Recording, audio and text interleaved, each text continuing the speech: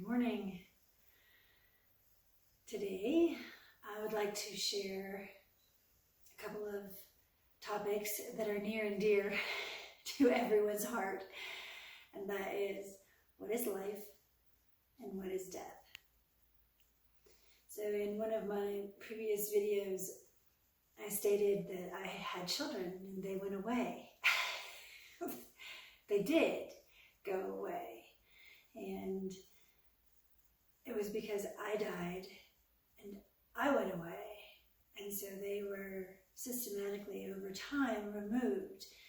So as they grieved my loss and I was confused about what was happening, I kept going to them, sending birthday cards,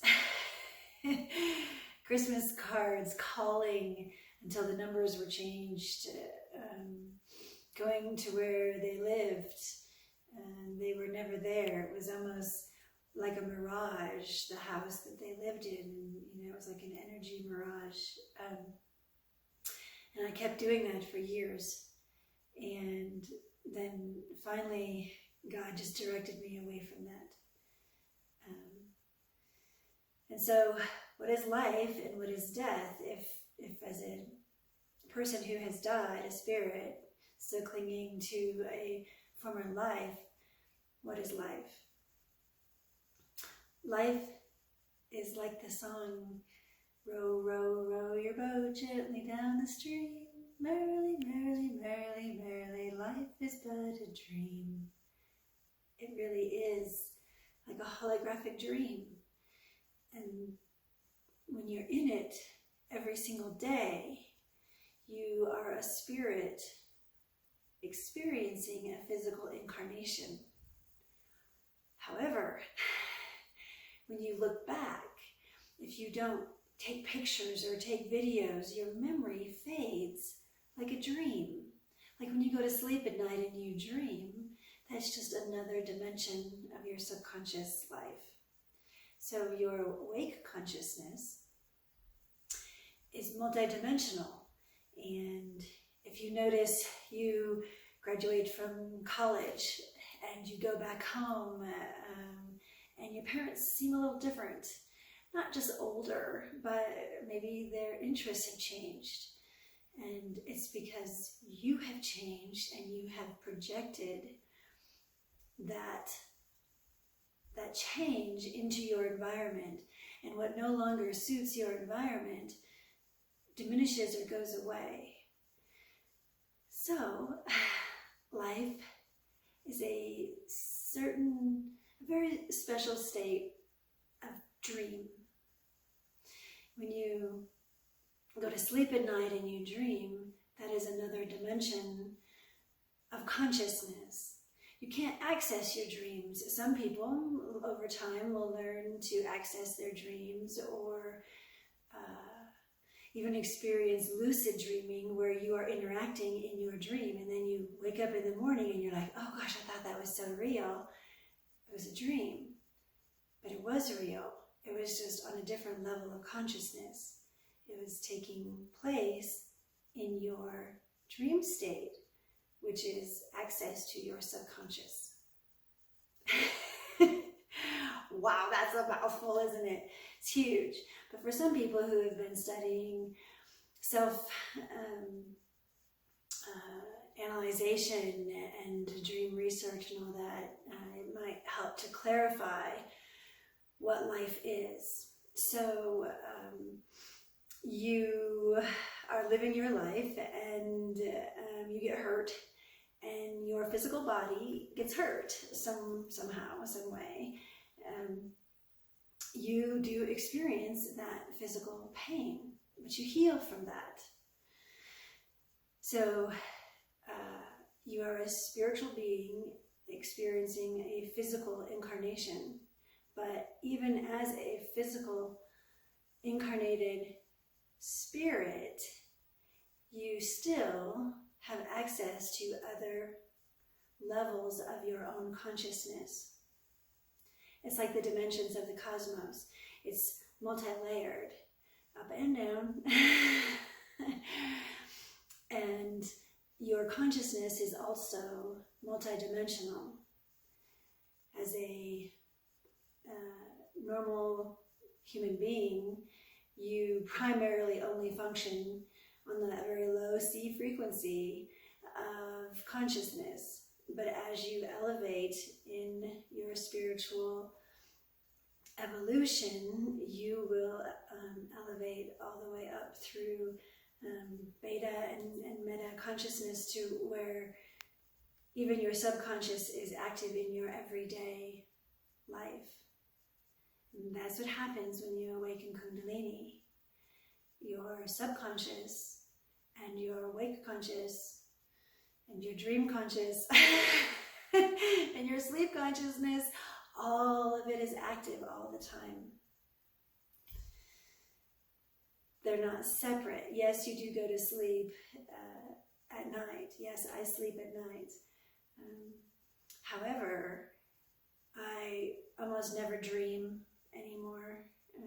It would be rare for me to have one dream, maybe once a month.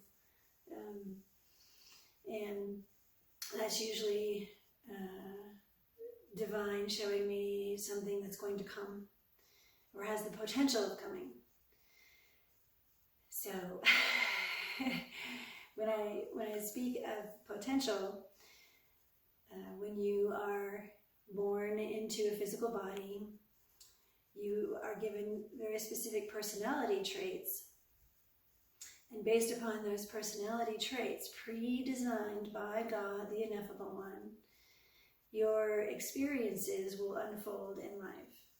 You don't choose your parents. It is. I thought that in the beginning. I thought maybe you chose your parents and your experience, but you don't. It's all like a blueprint, kind of laid out there, and then as you live life, as you experience physical life, it changes. You are a spirit in a physical body, and your soul is your record keeper. It is your eternal journal of God. Every thought you have, every feeling that you experience, every action that you participate in or do not participate in is all recorded on your soul. So your soul is like your video record keeper. And it's always with you when you are in your physical body and when you, as a spirit, leave it upon physical death. So in your life, you will primarily, based upon your personality and historical choices, you will primarily choose 4 paths. You'll do it, you won't do it, you'll do it a different way, or you'll do it the chosen way, your main chosen way. So if you happen to jump to 5 and do something completely out of character, then that will actually alter your path in your life. And that's okay once in a while, but like I said, you are given your soul is given a roadmap, and so you will primarily choose 4 paths, no matter what. It's rare to choose a 5th path. It would be completely out of character. You know, when someone says, boy, that was really out of character for them to do. That's because by the inspiration of God or your ego, you chose a completely different choice in that given situation, and it changed your entire life path before you. So your life is not written in stone. It's fluid and flexible. You can make choices. You can take detours. Oh, well, she went there, but we really don't want her to go there, so we're going to put things in her path that's going to make her come back onto the one that we have designed for her, which is the best for her soul's learning and outcome. That's how it is for everyone. So life is a very fluid experience in a dreamlike state. The people around you, in the entire world around you, people in Pakistan and people in China and those in my family, former family, they are all part of my ego given to me. I don't know those people. I might know my family members, but I don't know the president of China. But they're all part of that blueprint, that pre-designed plan for my life experience as a spiritual being in a physical body, to teach me the lessons I need to learn, to have me experience certain aspects of physical life, both good and bad. Maybe it has something to do with a past life lesson. Maybe it's just something that I have a curiosity about. What is it like to dance in the rain? Well, most people don't want to go out in the rain because you get wet.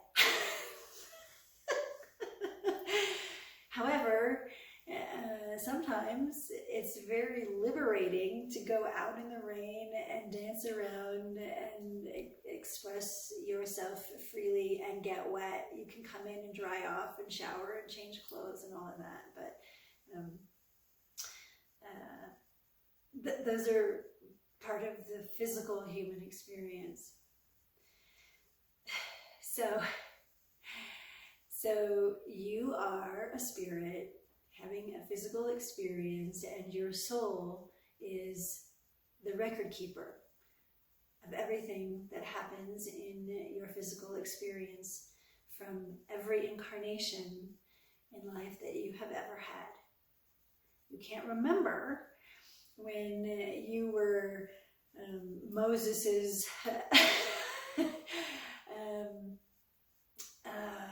grandson out in the desert plains of the Middle East, but your soul does. And if you did something or experienced something back then that is unresolved, then in this life, when you awaken Kundalini, you will re-experience that, even though you have no recollection of it. So it can get a little confusing, to say the least. So that is life. Life is a multidimensional, conscious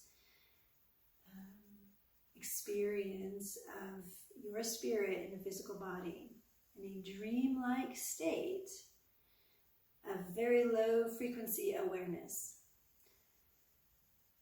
So then what is death? Since I have died twice in this realm, death is when your spirit leaves your body. Very simple. A lot of people are afraid of dying. Life is a lot more scary. Dying is easy. You don't feel it.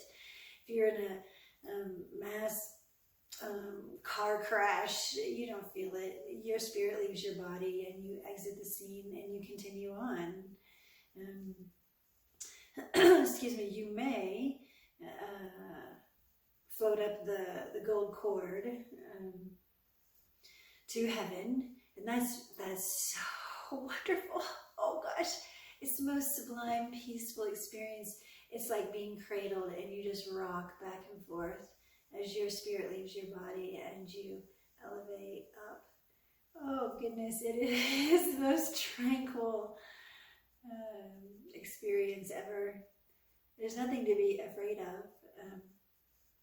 Another way, depending upon what God has planned, another way for your spirit leaves your body is like I spoke of, is when something happens, like I had a mass convulsion in 2010, and my spirit left my body, and I just looked back at my body and was like, bye. But I continued with my body. I continued experiencing another dimension of life. But what was interesting about that dimension is that when I would walk, I would leave no footprints. I walked in the snow, and I remember getting to my truck after taking a hike with a friend, a guide, came back to the vehicle, and I looked back and I was like, well, where are our footprints? There were none. Because I was in spirit, I had died, and I didn't leave footprints. And so I had many experiences in that dimension of life. There was no time.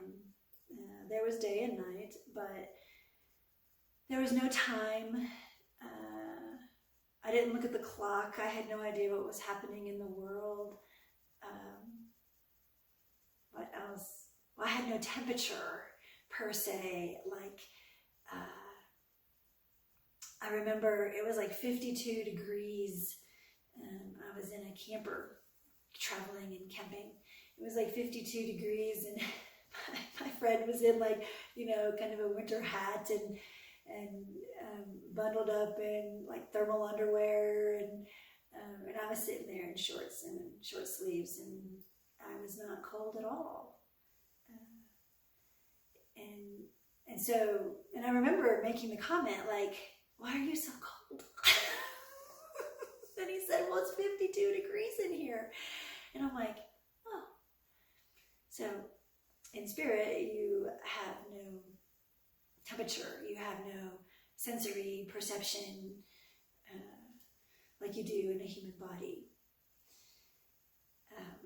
So then the third way that I had experienced death was when I hit the deer, and that was in the Chevy truck in 2012, and there was just no feeling, you know.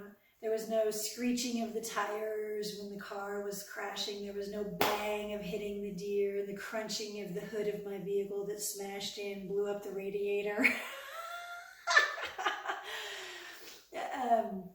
Which I replaced all of it. There was none of that. There was no physical sensory sensation. And so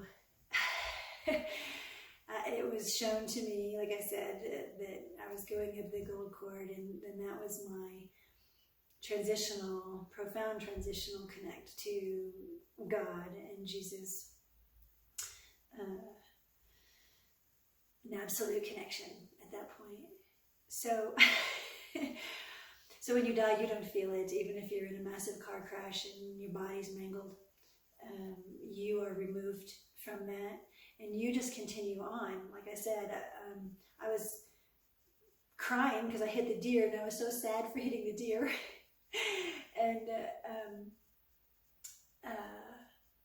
I was carried out of the truck and taken to my apartment, which was just a few miles up the road.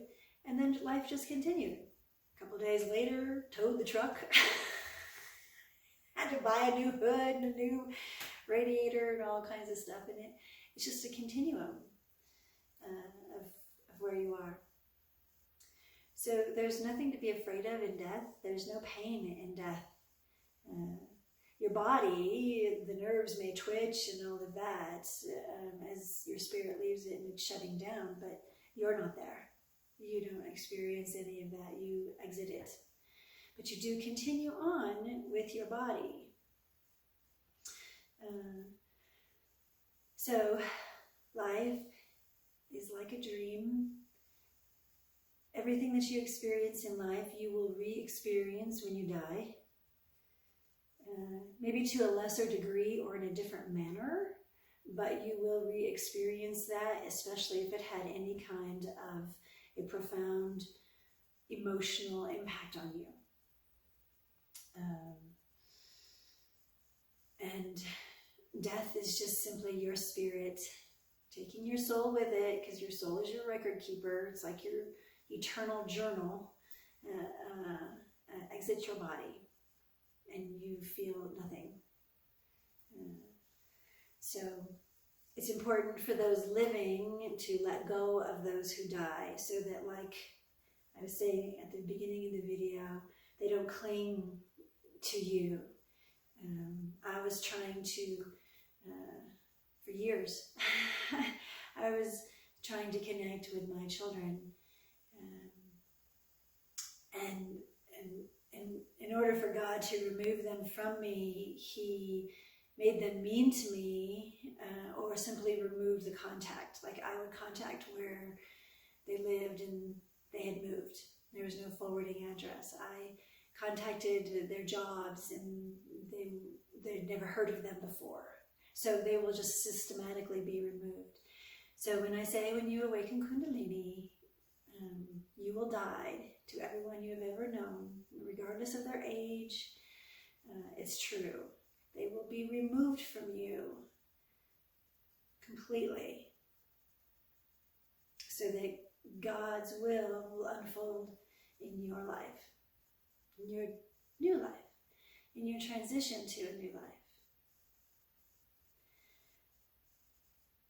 That's a loaded, this is a loaded video. So many people have so many questions about what is life and what is death, and it's pretty simple, but when you don't know, then it's scary. It's like anything you don't know. It's kind of scary to try at first. You know, the first time you ski down a hill, it's like, whoa, you know, these slippery little sticks under your feet. How do you control that?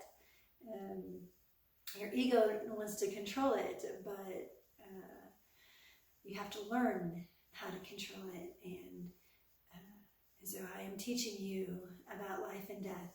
It is better to have a peaceful life and let God handle the problems as much as possible, unless you are being guided to handle it. You know, if there's a situation and you need to call the police, then you need to call the police. But God will answer your prayers. He's always listening, and He is with you, trying to guide you through the ego of your physical creation. So I hope that answers a few questions about life and death, and that it's not scary, that it needs to be, your life needs to be lived gently and kindly. Kindness matters. Kindness matters. If I could put one banner in the sky to tell everyone, kindness matters, because you will pay. The bad people of society today will pay. They may not pay in your time, but their soul, they will be punished severely for the wrongdoings of their life. So you can take a little note to heart that the people who have done bad things, your mom, your dad, your siblings, your boss, your neighbors, the government, the people of the government is not an entity, it is the people, it's a group of people coming together. They will pay for the wrongdoings of their decisions, for the wrongdoings of their actions, for the wrongdoings of their thoughts and heart intent. You will pay. If your neighbor is really obnoxious and you throw eggs on them, you in another life will have a similar thing happen to you, and maybe 2 or 3 times. So don't do it. Your ego says, I'm going to make you pay. Don't do it. Just don't do it, because you will. You'll pay too. And it's karma is what it is. It is an energy, and that energy doesn't dissolve. It comes back, and it usually comes back harder than the way it was initially released.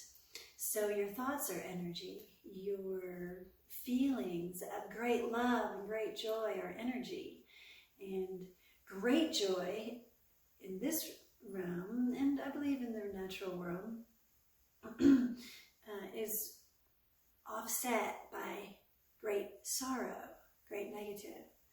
It might not be for you directly, it might happen somewhere else in the world, but life needs to be moderated. You can be happy about something, and you will be sad about certain things, but those extremes are, I caution you against. I caution you against that. Moderation in consumption and action needs to be. You know, if you are a daredevil, backcountry snowboarding extremist, you will pay. You probably pay by your joints or some kind of bodily issue, but you will pay for those extreme behaviors, because that is not it's not healthy for the human being. So anyway, life is a dream. Experience it. You know, experience the things that you're curious about. Do it gently. Be kind. Kindness matters most, really. Love, there's only one real love, it's from God. But and we think we love until we experience something bad, and then the love goes away. Well, God's love doesn't go away. It doesn't see you do something bad and go away. So there's really no love in the world per se. You experience minuscule dimensions of it, just tiny, tiny little granules, salt granules of love. But if it was real love, it would never end. It would never go away, even if someone did something bad to you. And if someone did something bad to you, then they don't love you, obviously. So, a loaded video and my experience of life and death with awakened Kundalini. None of this you can experience until you awaken Kundalini.